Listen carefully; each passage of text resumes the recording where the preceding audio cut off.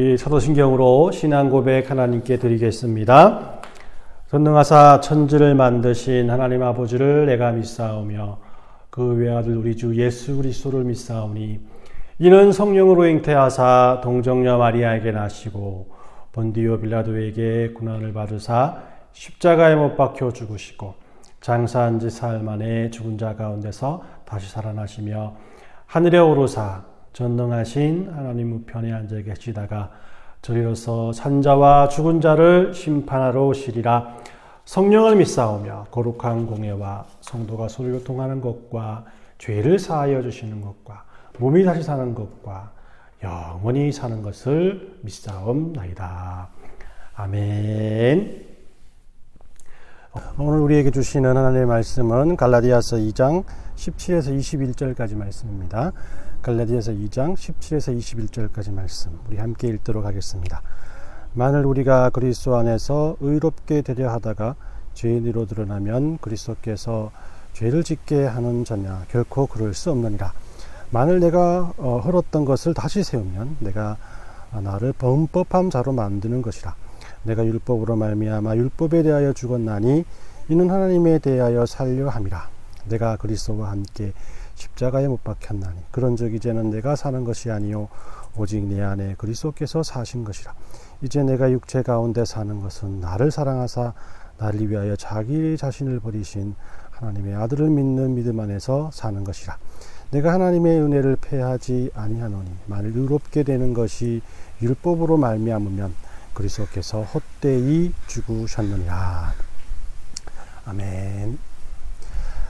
우리들의 어린 시절을 생각해 보면 여러분들은 많은 학교 선생님들 중에서 어떤 선생님들이 많이 기억나십니까? 이 성격이 좋으시고 또 학생에 대해서 잘해 주신 분들이 생각나기도 하고 또 음악에 대하신 분들이 생각나기도 할 것입니다. 이 선생님들에 대한 생각을 해보니까 지금 우리가 그 선생님들의 나이가 되어 있더라고요. 그렇다 보니 내 자신을 되돌아보는 시간을 가지게 되었습니다. 나는 가정에서 또 직장에서 또 이 교회에서 어떤 사람으로 살아가고 있는가. 이 성격이 좋고 또 민주적인 스타일로 비치는지 아니면 독재적이고 독단적인 사람인지 내 자신에 대해서 되물어 보게 됩니다. 예전에는 무조건 민주적인 과정을 통해서 일을 추진해 나가는 스타일이 좋은 사람이라고 생각했었는데 나이가 들면서 민주적이거나 독재적이거나 이 둘 다 장단점이 있음을 깨닫게 됩니다. 어떤 면에서 이 독단적인 카리스마로 절대 권력을 가지고 있는 사람은 일을 일사천리로 진행할 수 있을 것이고 어떤 위기에서도 혼란스러워하지 않을 것입니다. 무조건 밀어붙이면 다 된다는 믿음이 있기 때문이겠죠.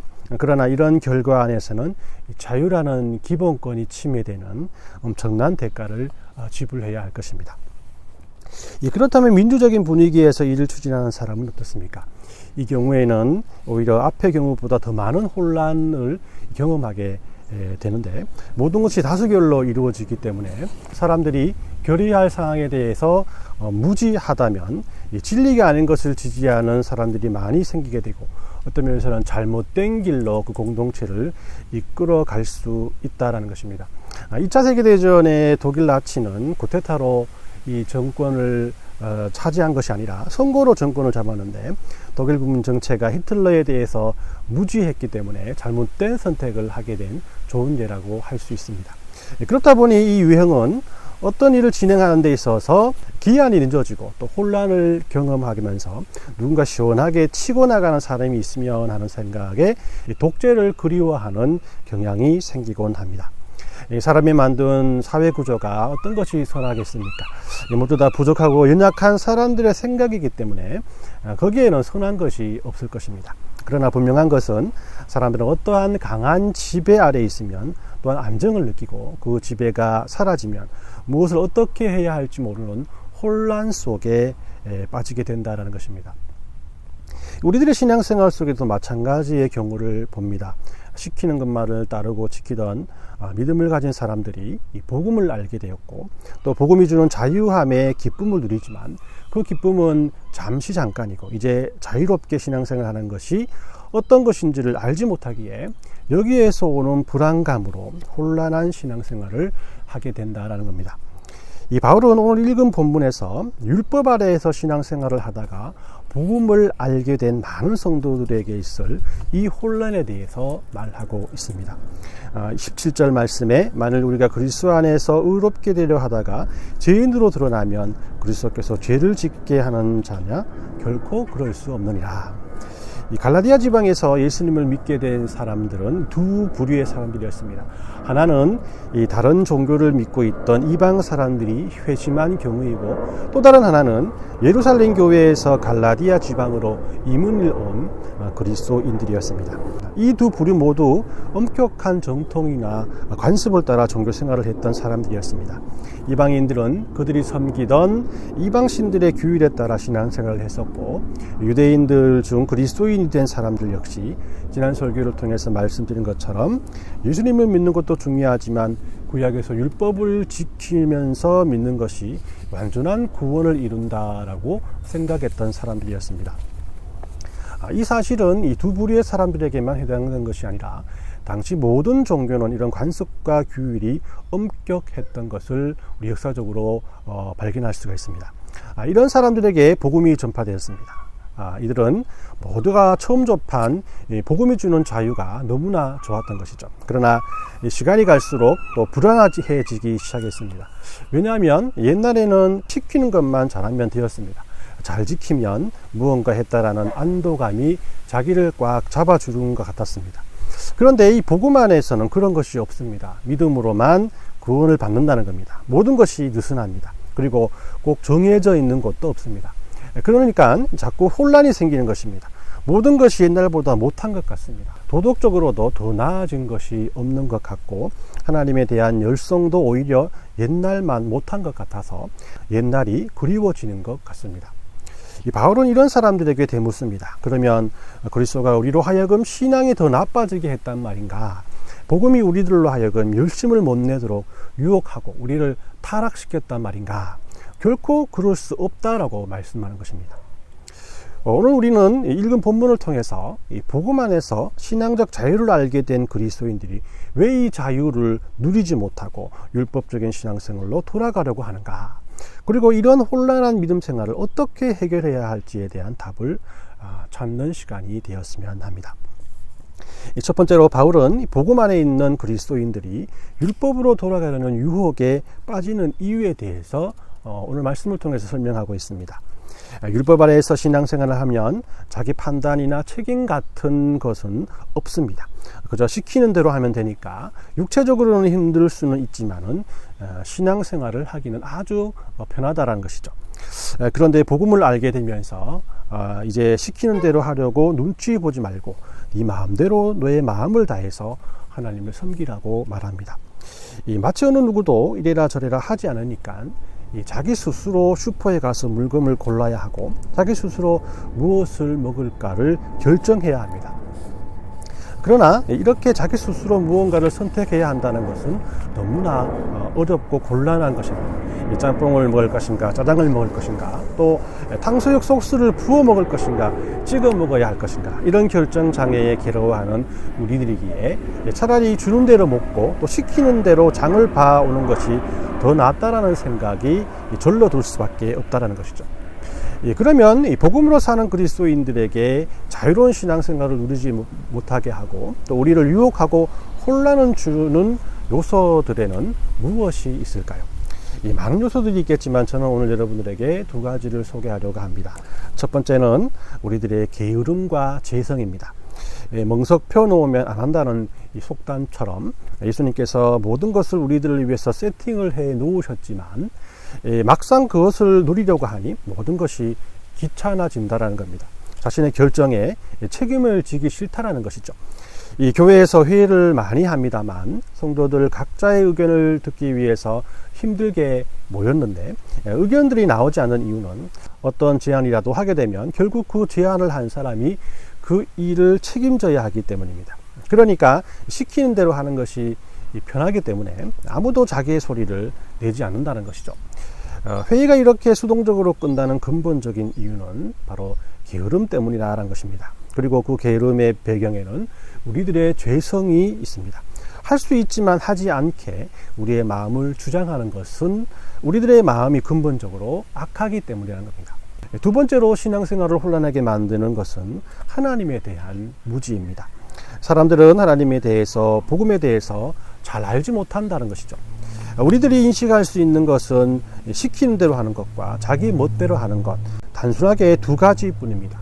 그런데 복음은 우리들에게 새로운 것을 하나 더 추가해 주었습니다. 그것은 모든 것을 할 수는 있지만 자기 마음대로 하지 않는 것입니다. 자유가 주어졌지만 다른 사람을 위해서 그 자유를 다 사용하지 않고 절제하는 것입니다. 하나님은 우리들의 인식을 넘어서 모든 것을 품을 수 있는 이 복음이라는 것을 우리들에게 주심으로 우리가 신앙적 자유를 누리게 하셨습니다. 그런데 우리는 이런 하나님에 대해서 무지하기 때문에 하나님의 뜻대로 살기보다는 오랫동안 그리했던 것처럼 내 마음과 내 뜻대로 살길 좋아하는 것입니다. 그렇기 때문에 신앙생활은 하여도 그 신앙이 베일에 쌓인 것 같이 희미하게만 느껴지고 이것이 우리들을 혼란 속에 빠지게 하는 것입니다. 이처럼 우리들은 우리들의 게으름과 죄성 그리고 복음에 대한 무지 때문에 복음이 주는 자유함을 누리지 못하고 다시 율법으로 돌아가려는 어리석은 생각을 하게 되는 것입니다.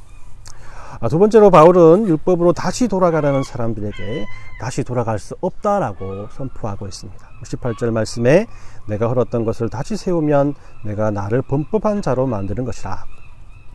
여기서 이 헐었던 것을 다시 세우는 것은 한번 율법에 대해서 부정했던 것은 어떠한 이유든지 다시 돌이킬 수 없다라는 것을 말합니다. 다시 율법으로 돌아간다면 그것은 자기 자신이 범죄자가 되는 것이라고 선포하고 있는 것이죠. 우리가 복음의 자유를 맛보았습니다. 그런데 자유만 가지고는 일이 뜻대로 되지 않는 것입니다. 그래서 다시 율법의 규정 일부를 채용해서 그 일을 진행한다라고 생각합시다. 그러면 이것이 의미하는 것이 무엇이겠습니까? 단순히 융통성 있게 대처했다라기보다는 진리를 왜곡시켰다라고 밖에 할 수 없을 것입니다. 진리를 왜곡시키는 것이 바울이 보기에는 큰 범죄라고 생각했던 것이죠. 이 진리는 1.1획도 변하지 않습니다. 그 진리가 변했다고 한다는 것은 그 진리를 거스르는 죄라는 것이죠. 이 결과만 좋으면 어떤 것이든지 좋다라는 식의 이런 생각은 이 복음에 대한 근간을 흔들게 하는 너무나도 어리석은 생각입니다.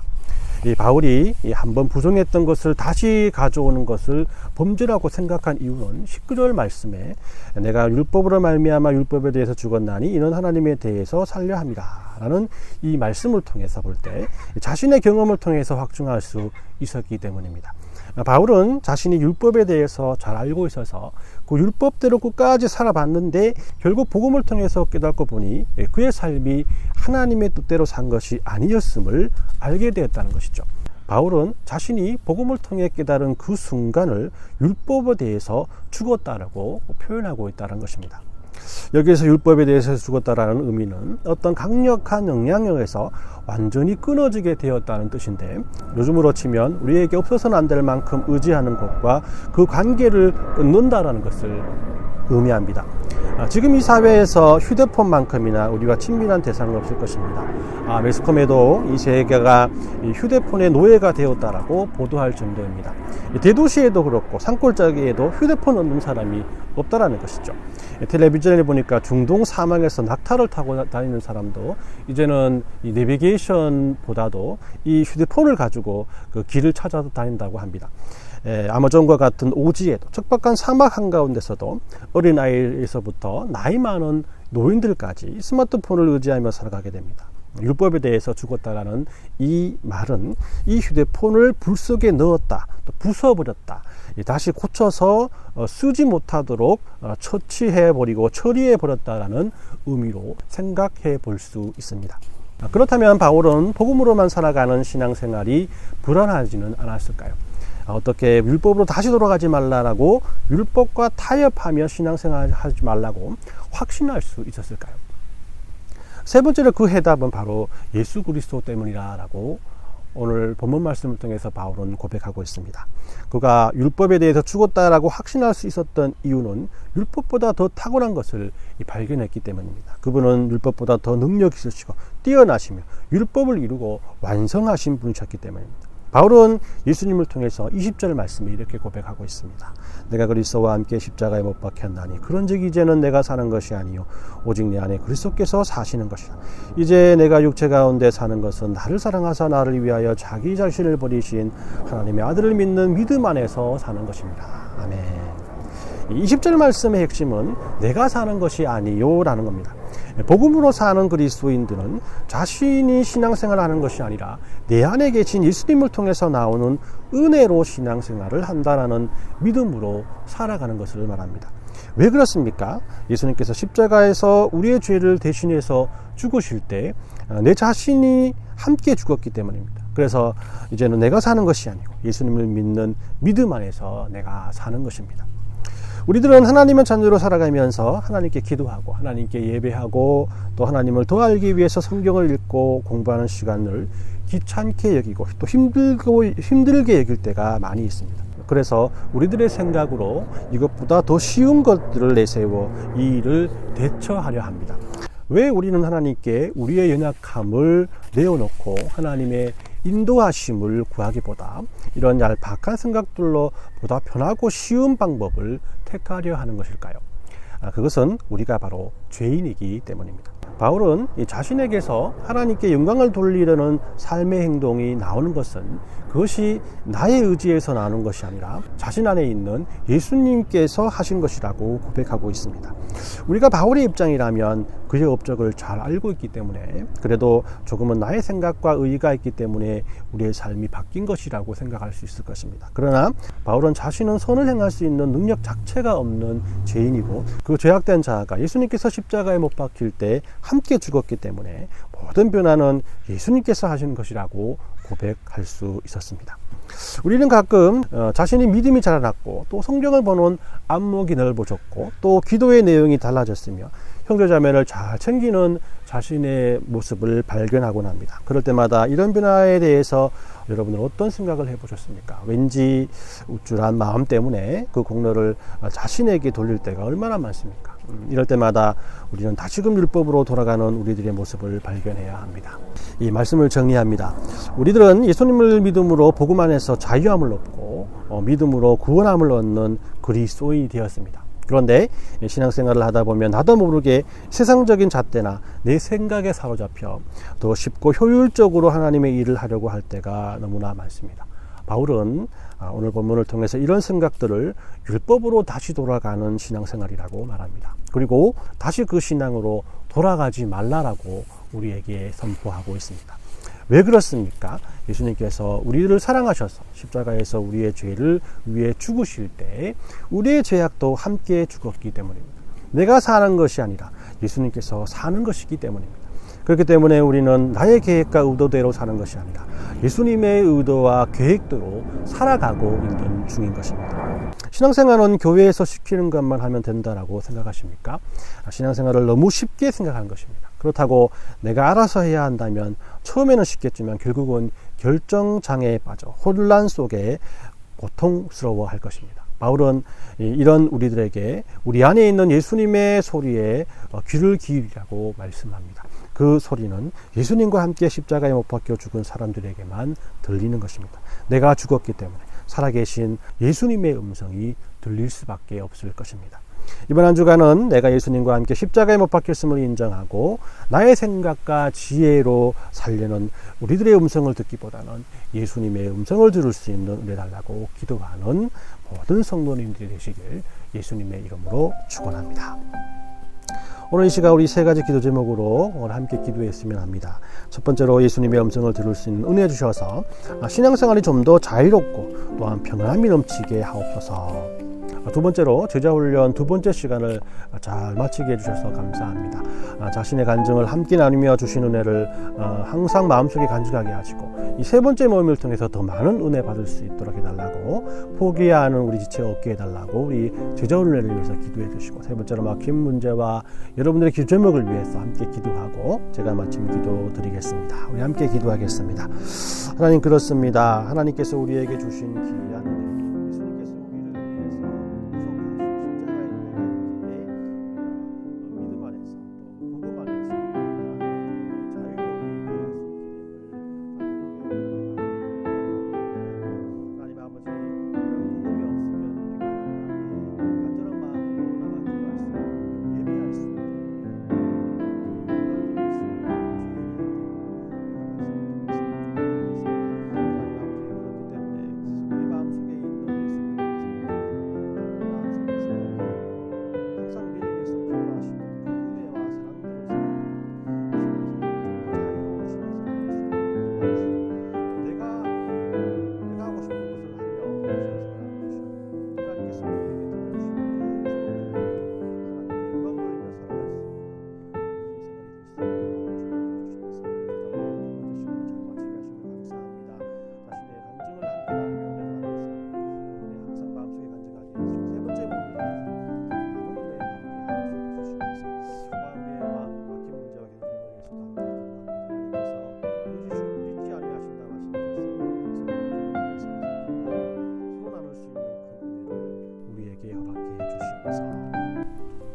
우리 함께 기도하겠습니다. 하나님, 그렇습니다. 우리는 연약하고 부족하여 내 안에 계신 예수님의 음성을 듣기보다 나의 생각과 능력을 의지하며 신앙생활을 하려 했음을 고백합니다. 그렇기 때문에 우리의 삶이 힘들었고 어려웠음을 알게 되었사오니 바라옵기는 우리들의 생각을 모두 예수님의 십자가에 못 박고 내 안에 계신 예수님을 의지하며 살아가는 복된 삶을 살게 도와주시옵소서.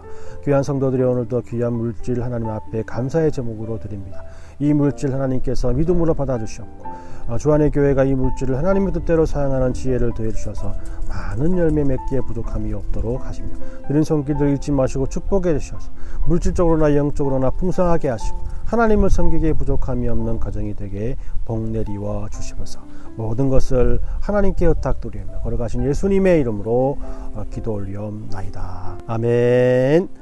우리 함께 축도하겠습니다. 지금은 우리 주 예수 그리스도의 은혜와 하나님 아버지의 사랑하심과 성령의 교통하심이 내 안에 사시는 예수님을 의지하며 살아가길 원하는 모든 성도님들의 머리 위에와 가정과 직장 가운데, 또 주 안의 교회를 위해서 물질로 기도로 섬기는 모든 지체들 머리 위에 지금부터 영원토록 함께 있을지어다. 아멘.